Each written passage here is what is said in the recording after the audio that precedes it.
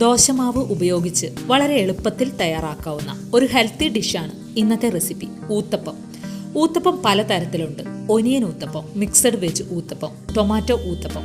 എന്നാൽ നമ്മൾ ഇന്ന് തയ്യാറാക്കാൻ പോകുന്നത് മിക്സഡ് വെജ് ഊത്തപ്പമാണ്. നമുക്ക് വീഡിയോ കാണാം. കട്ട് ചെയ്തെടുത്ത സവോള 1 കപ്പ്, ഗ്രേറ്റ് ചെയ്ത ക്യാരറ്റ് 1/2 കപ്പ്, അല്പം മല്ലിയില ഇല്ലെങ്കിൽ കറിവേപ്പില ആയാലും മതി, 1 പച്ചമുളക് ചെറുതായി അരിഞ്ഞത്. വെജിറ്റബിൾസ് എല്ലാം കൂടെ നന്നായി മിക്സ് ചെയ്യുക. ക്യാപ്സിക്കം, ബീൻസ്, തക്കാളി ഇതെല്ലാം നമുക്ക് ഉപയോഗിക്കാവുന്നതാണ്.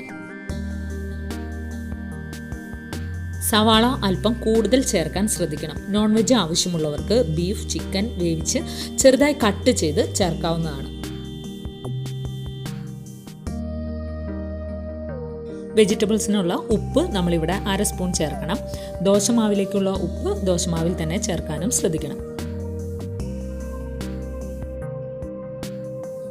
ദോശക്കല്ല് അല്ലെങ്കിൽ ദോശപ്പാൻ ചൂടാക്കുക. ശേഷം ദോശമാവ് ഒഴിച്ച് അല്പം കനത്തിൽ പരത്തുക.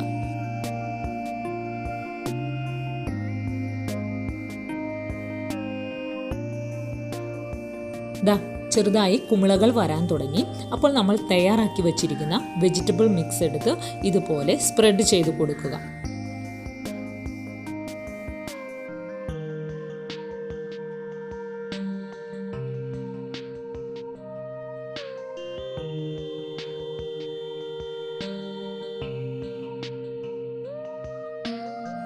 ശേഷം അല്പം നെയ്യ് ചേർക്കുക. നെയ്യ് ഇല്ലെങ്കിൽ ബട്ടറോ എണ്ണയോ എന്തെങ്കിലും നമുക്ക് ചേർക്കാവുന്നതാണ്.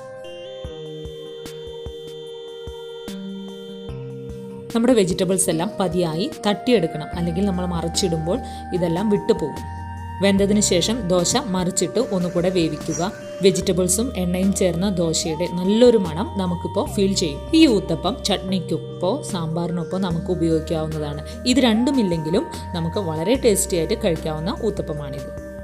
നമ്മുടെ ചാനൽ ലൈക്ക്, ഷെയർ, സബ്സ്ക്രൈബ് ചെയ്യാൻ മറക്കല്ലേ.